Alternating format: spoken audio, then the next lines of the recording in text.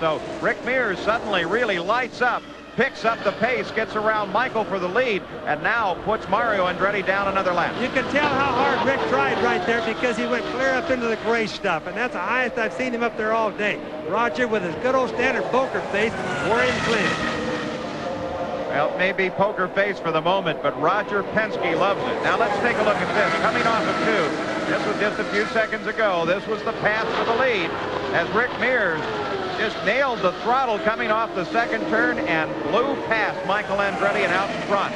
Now Roger communicates on the two-way radio with his driver. Now that's a good team planning. Roger and Rick are working together just absolutely like a husband and a wife. I mean, they're really, really planning that stuff out. Now, most likely, Rick probably ran the lower gear, ran his boots as high as he go. I just said, hey, you've got to get ahead of Mario to keep him down a lap. Well, Roger Penske may look calm and reserved, but inside he's loving every minute of it. Racing is his recreation as well as a strong supporting element of his many businesses. And Roger Penske is where he loves to be with his driver Rick Mears out in front. Road Handler presents the Michigan 500. We'll be back with more racing after this message and a word from our ABC station. Tuesday's terrific for all ages. Who's the babe? Grandma? Mother. Mona. Who's the boss? Then. Sitting there across from Winnie, I felt a hunger burning within me. The Wonder Years. And I think it's time you exercised a little financial restraint.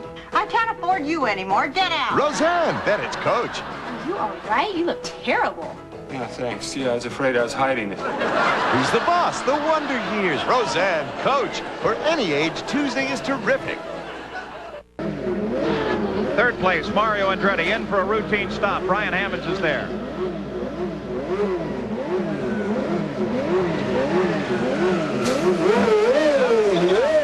Mario Andretti is now out of the pits after an extremely long pit stop. There was a trouble with the fuel nozzle. They were having problems with it. Finally got it out, and Mario's back out on the racetrack. 27.5 seconds for Mario Andretti as he fights the same problem trying to keep his car down below the yellow line. There's the Newman Haas crew as they bring equipment back over the wall at the end of that stop. It's their one time in the race that they have an opportunity really to shine. Mario is off the pace of the pit stop with the other drivers. He was in third and should have been able to protect third place during that stop. The rest of the drivers at the front of the order should all be coming in at about 212 to 217 laps.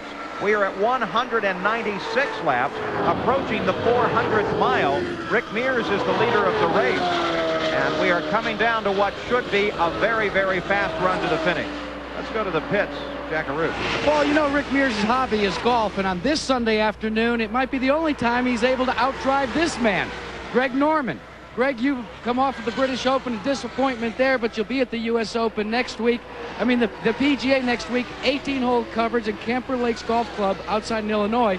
As you watch this today, are there anything that you can say maybe translates over to golf? You know, maybe hand-eye coordination or just concentration? Well, I think, Jack, it's just coordination. You know, if you get a nice smooth day running for you, if your golf swing feels good, and if the car feels good, they're going to run good. So, you know, a lot of it's patience. You can see it's a long race. It's the same in a golf tournament. It's a long golf tournament. You just got to wait and bide your time, and things will come good in the end.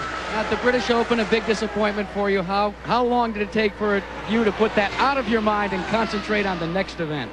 Well, you know, Jack, it really wasn't a disappointment. I mean, I was disappointed I didn't win, but I played great to get myself into the playoff. I shot the lowest score I ever shot in the British Open, so, you know, I feel very proud of being able to do that, and, you know, you got to really fight for it. Now, at one time, it's known that you're very well actually connected to Nigel Mansell over in Formula One competition. In fact, at one time, there was some discussion about maybe you fielding a Formula One team or being involved. What's the draw for motor racing for Greg Norman? Well, I've always loved cars, Jack, and I love speed. And, you know, all of my friends like Roger Penske, Jim Williams, and all the drivers around the world love to play golf. So we sort of have the same affinity for it. And, you know, I've always enjoyed it. I don't know why. I'd love to be involved with racing. Well, you've seen Formula One competition. You've tasted kart PPG World Series competition. Which is better? Which do you like better? Well, they're both exciting, you know. I mean, oval racing is totally different than road racing, and, you know, they're both exactly the same. You've got to have your concentration and powers about it, and, you know, a lot of things, too, as a team. And the whole team gets together and works well, so I enjoy watching both of them. Well, we'll be enjoying watching him as well, Paul Page, next week. 18-hole coverage right here on ABC. He'll be one of the strong suitors for the PGA. That's right, Jack. Greg Norman, the 1986 British Open champion at Turnberry. Don't forget, we'll give you live 18-hole coverage of the third and fourth rounds of the PGA Championship with a crash here. 2 cars. Phil Krueger up on the high side. And John the Jones, yellow comes out. John Jones is the car down on the low Canadian. side. Rescue vehicles are right there. Krueger is stopped in the center of the track. The yellow comes out. John Jones climbs out of his car. And Michael Andretti, the leader of the race, comes in. Rick Mears' crew waits for him as well, taking advantage of this yellow, which of course will change the tactics for the end of the race. We have just 98 miles to go. Rescue crews over at Krueger's car as John Jones walks away, obviously uninjured. One of the safety crew chases him down, wants to make sure that he's absolutely okay. A disappointed John Jones after that accident. The yellow flag out. Let's take a look again. Obviously, one of the cars spun, Paul, and the other one just got trapped into getting into it. That's what was really close. Now, that was good driving to go in between the tire and the car. Let's go to the pits and Jack.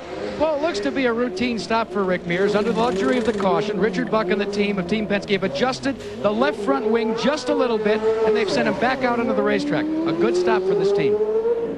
So Rick Mears, the leader of the race, with the caution, comes in, makes his stop, and rolls out of the pits. But there is the very real possibility he'll give up the lead. We'll be back.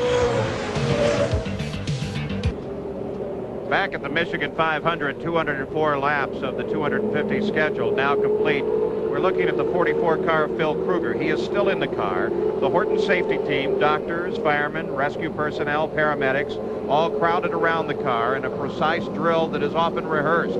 They have the jaws of life available if they need to cut Phil out of the car. They're taking their time and working with him. There is no indication as to what his condition might be. We don't yet have a report from the track itself. He was involved in a crash against the outside wall with John Jones. Jones climbed out of his car and walked away. Well, naturally, the caution flag is out as the field strings around. Now, the Indycars routinely hit concrete walls at better than 200 miles an hour. The driver climbs out more often than not and waves at the crowd and walks away. These are the safest cars in the world. Jack Arute looks at why. When Ray Haroon captured the first Indianapolis 500, the cars reflected the automobile industry at the time. The Marmon Wasp, like its contemporaries, was a relatively new invention, and the concentration was upon ensuring that the car would stand the test of 500 miles. Safety was a low priority. Because the cars were primitive, more times than not, they failed. As the sport evolved, so did the cars. By the early 1950s, competitors were at the controls of an Indy Roadster, a vehicle built specifically for the rigors of Indianapolis. Simply put, the Indy Roadsters were iron cars for iron men. They were bulky and built high off the ground. These monsters were welded together with enough steel to absorb the hardest of impacts. In a crash, the cars would spin, turn, toss about, and tumble.